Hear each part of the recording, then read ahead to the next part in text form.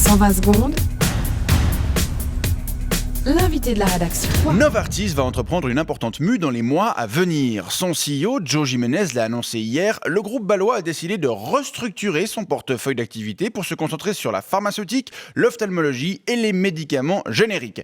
De très importants échanges d'actifs auront notamment lieu avec le groupe britannique GlaxoSmithKline. Novartis va lui céder ses vaccins pour 7,1 milliards de dollars et racheter son activité oncologique pour 14,5 milliards.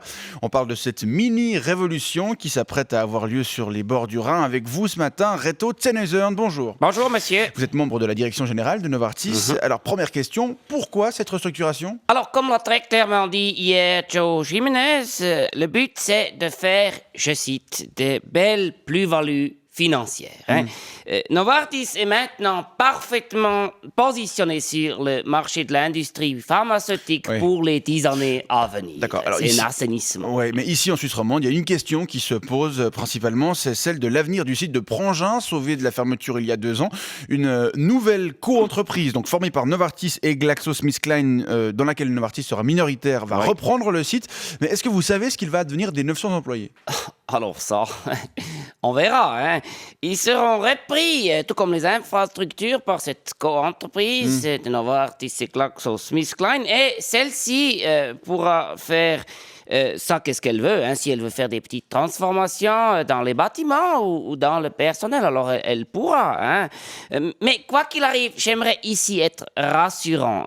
Novartis a fait une très très bonne opération à Prangin et nous n'avons aucun regret aujourd'hui, aucun. Vous voulez être rassurant avec les actionnaires. Oui, mais les employés du site. Alors ça, c'est plus notre problème.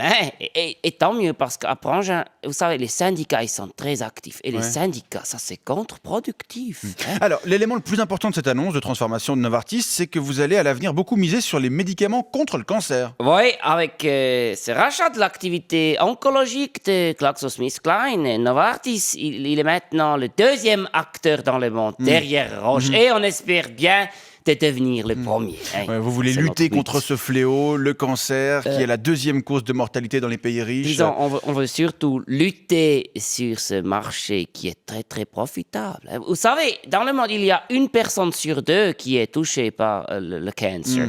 Et quand vous savez qu'un traitement peut coûter entre 5 000 jusqu'à 15 000 francs par mois, je vous laisse faire le calcul.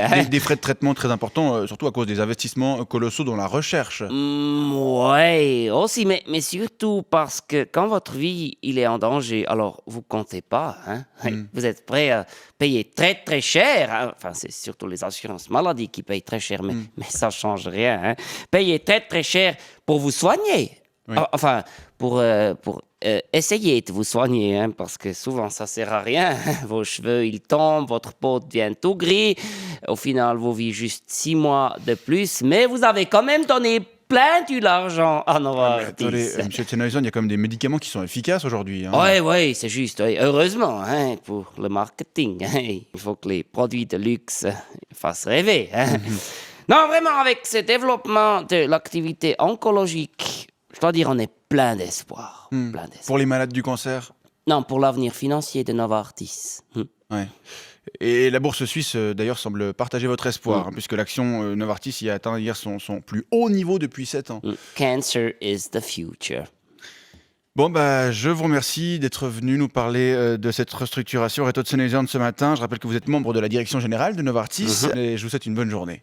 Bonne journée. 120 secondes avec la mobilière assurance et prévoyance, lamobilière.ch.